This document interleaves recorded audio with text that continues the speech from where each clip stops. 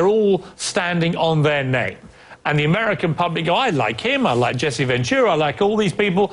But the truth is, how do you actually govern when you have a whole load of disparate souls? Because human nature says that... Oh, wait, let me finish. Piers, human nature, Jesse, dictates that it becomes like a fascist state where you end up with the strongest taking charge. You end up with people who are the most independent of the independents. You're basically endorsing a form of fascism, aren't you? We're already fascist, Piers. A corporation is the same as a person. That ruling by the Supreme Court makes us fascist, because the basic definition of fascism is when corporations take over the government. They already have. They can give unlimited amount of money. They said money's free speech, and I love how it works. You know, the Democrats and Republicans have built a system based completely on bribery. You bribe the politician, you get what you want. You don't bribe them, you don't get anything. Now, in the private sector, if we do that, we go to jail. And then also, they lie to us. Yet if we lie to them, we go to jail. Well, how come the road doesn't go both ways? Why is it just one way? Well, I guess that here's what I thought when I read your book. I thought you made a lot of very valid points. You hit a lot of those big bell moments that go off in people's heads where they go, Jesse Ventura has a good point about the lack of bipartisan politics, about the corruptive element now which exists and corrodes around a lot of public life in America, etc., etc., etc. But I come back to my point. It's all very well identifying it all as a complete basket case. How do you actually have a government that works if everyone is an independent? Well, you can turn the Democrats and Republicans into special interest, which is what they are anyway. They can still endorse. You get endorsements from the teachers union, you get endorsement from the police union, the fire union, all these different things. Make them equal to that, to where the candidate can still be endorsed by the Republican Party. You just don't put it on the ballot.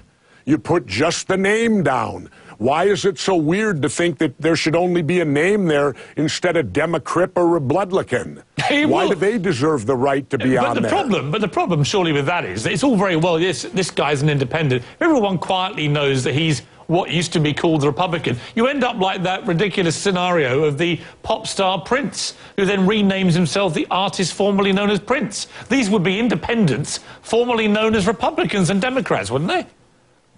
No, not necessarily. They could still belong to the party, just don't put the party on the ballot.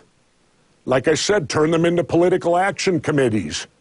I mean, right now, you got a scenario in this country where they can receive any amount of money from corporations, from anything, and they don't even have to declare who they got the money from. I'll give you another one that you'll laugh at, Piers. I think every presidential candidate should be required to wear a NASCAR racing suit.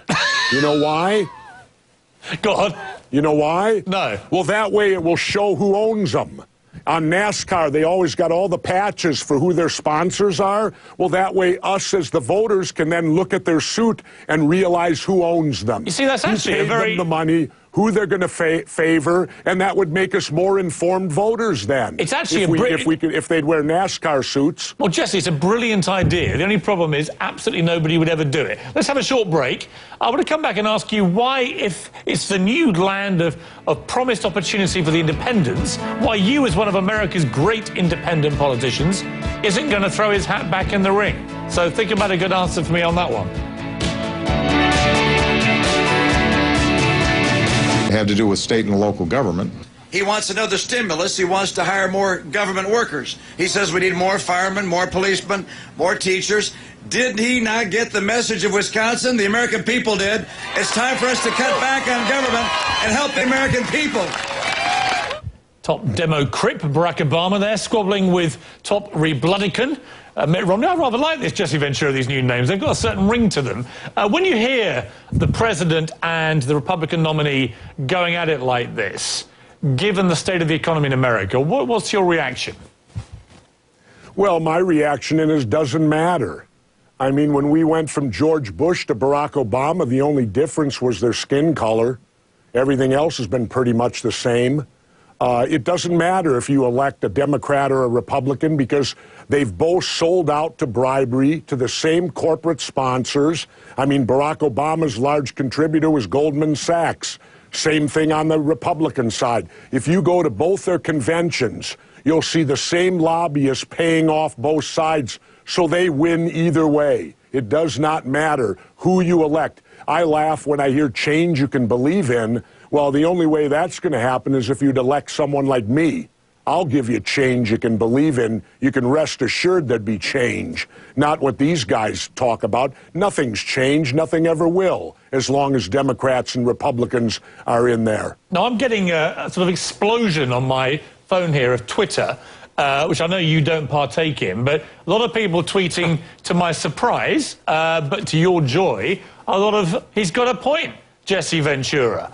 They rather like the cut of all this. And if, by the way, if you're watching, at Piers Morgan, keep the tweets coming because it's getting lively with Jesse. The obvious question, I guess, is if you're so fed up with the system and you want independence to take charge, why don't you throw your hat back in the ring? Twitter suggests to me you'd have a following. Well, I'm certain I would, because there's a lot of disgruntled, unhappy people out there just like me. And they're wising up finally, I hope. I mean, I've been pounding this for my last 4 books I've written, and it doesn't seem like anyone wants to listen. But I'll tell you this, I'm 60 years old now, and I'm not too sure if I want to tie myself up in this nonsense. I have a great life in both Minnesota and Mexico in the private sector. I love to go in the water down in Mexico. I love my life down there, and I would have to give that up. And in order to do that, I have to see something out of the American people. I want to see the American people give me a sign that it's worth it to me to come out and put my ass on the line again. How much do you think the media have to take responsibility for some of the way that the political system has gone in America, in the sense that you now have very partisan cable networks, Fox on the right, MSNBC on the left, CNN sort of squeezed somewhere in the middle.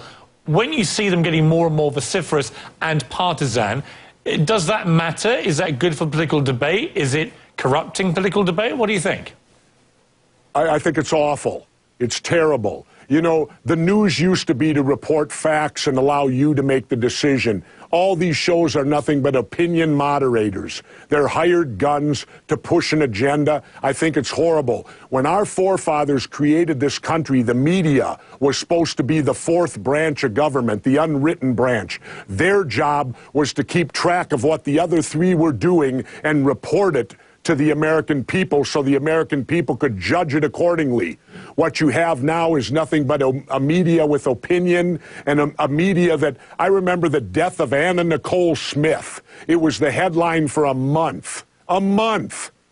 And yet the meat and potatoes of running our country and things of that gets cast aside because why? The media today is not into reporting the news, they're into creating it. And that is very, very dangerous because the light went on with 60 Minutes. They found out the news could make money. So the bean counters came in, and now the news is nothing but entertainment, and it's done to get ratings. Where in the old days of Walter Cronkite, the news took a loss, and they accepted that, and they made up for it in their entertainment division. Not today. Today, the news is expected to get ratings and is expected to generate money, and that is horrible.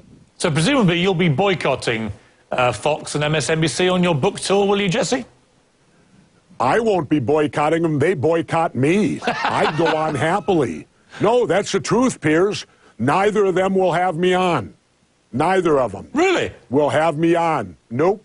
It's been that way for my last 3 books. None of the Fox nighttime people will have me on. None of the MSNBC nighttime people will have me on. Now, Fox Business will put me on. I think they're another division.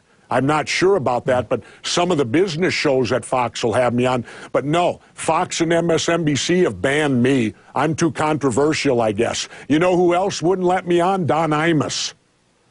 His producers and all them wanted me on, but they wanted to know what 5 songs I wanted to have played. So I told them I wanted Rage Against the Machine. Those are the songs I want. From Tom Morello, who Tom's one of my heroes now. He is a new Bob Dylan. He is a new Woody Guthrie. He is a man who can play guitar like heck and Rage Against the Machine. Well, you know, they banned them prior to the Iraq War and the build-up to it. None of the Clear Channel stations would play anything. They censored Rage Against the Machine, so I guess so did Don Imus. Well, Jesse, you are outrageous and controversial. You're difficult. You can be menacing. That's exactly why I like you as a guest. So we'll take another break, and we'll come back and talk to you about your conspiracy theories, of which you have many and varied, and they're always fascinating to debate with you, even if, in some cases, extremely half-baked.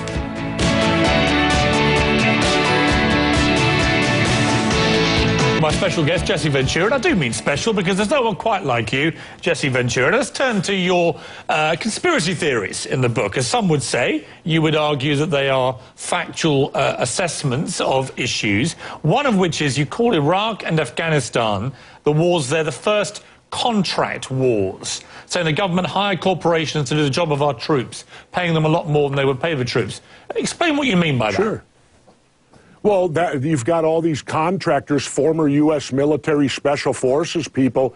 They realize they can get paid a whole lot more money to be a private contractor than what the military pays them. So they leave our military in droves and go to like Blackwater. I don't know what they call themselves now. They change their names around and they go over there and they're nothing but cowboys. They don't fall under any of the rules of war. They're mercenaries, and that's what we're turning into today. Our military is turned into contract killers now, contract for hire. You know, and we're using them more and more, and they're very much more expensive when you go to war to hire them than to use the regular military. And what troubles me is this, Piers. I'm 60 years old now, and I'm born post-World War II. I was born in 1951. My country has been at war for over half of my life. Over half of my life, we have been at war. No other country in the world, save Israel, can say that. But when you look at Barack Obama, who you have little time for, it seems, but in terms of his foreign policy, well, I have less time. Right, but isn't he doing exactly... I have less time for Mitt Romney. Right, but isn't Barack Obama doing exactly what you would do? He's pulled the troops out of Iraq, he's pulled them out of Afghanistan in the conflict to get... He has? Well, he is pulling them out. He's pulling them out, isn't he? Well, I guess he is, but he's leaving private contractors over there, a lot of them. He hasn't closed Gitmo yet. You know, he didn't prosecute anyone for torture. You know, we're now a country known throughout the world. We torture people, you know, and I'm ashamed of that. I mean, shouldn't we take the high road? No. Now, is Barack Obama better than George Bush? Yes, I will say that. But he's still... You know, he told us he would end the wars. He told us that, and now we're ramping up to go to war with Iran. What would you do? What would you do? Gonna end. What would you do with Iran? Well, I'll give you a scenario. Here's a scenario that I would have asked at the Republican debates.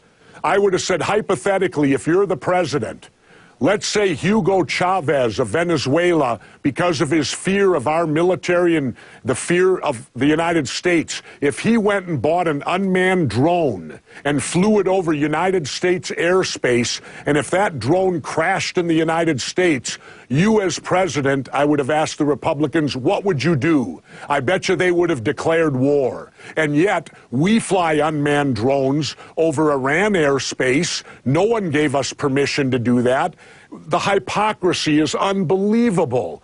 In our country, we believe we can do anything throughout the world, and if any of them people did that back to us, we would declare war on them immediately. Am I not right? What if Hugo Chavez did that? Or say Hugo Chavez bought 1,000 acres of land by Palm Springs and moved the Venezuelan military in there. I mean, we've got our military in, what, 270 countries throughout the world? Well, that's an empire. You know, yeah, I don't care to live like that. Jesse, isn't there a slight naivety, though, to this? Because it's very easy to say that America, which is the world's #1 military superpower and economic power, should simply sit back and not do anything in any of these dangerous countries, like Iran, North Korea, Pakistan, wherever it may be. Doesn't America have to get involved? So the U.S. the U.S. is definitely threatened by these countries. In what way? You don't think they can't shoot a rocket at us? You don't think that we have let me give you a for instance. If Iran began to develop nuclear weapons and built up a nuclear arsenal at the same rate, say, of North Korea, of Pakistan, would you not, as an American, feel threatened by that development, given that they are such unstable countries? Right. Do you know why they have to do that? You notice the United States doesn't mess with anybody that's got the nuke. So we're forcing countries like Iran to get the nuke so that we won't mess with them.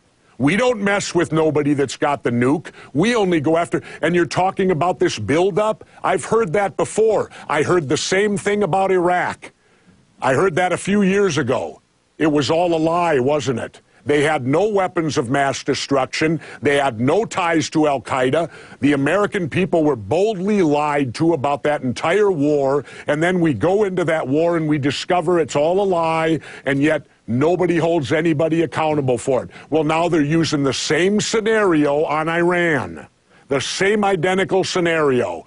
They're telling us, they're putting fear into us, because I believe the United States has changed today, where we must be in a perennial war, and those perennial wars will bring us down just like the Roman Empire fell. Well, Jesse, you are at perennial war with almost everybody verbally, and long may you continue. It's a fascinating book. Democrips and Rebloodicans, No More Gangs in Government. It's been great fun catching up with you again. You look in great shape. Come back soon. Thank you, Piers. Thank you, I will, and thanks for having me on, because a lot of people don't have your courage. I have ultimate courage. I have no fear when it comes to the Ventura. See you soon. Okay, thank you.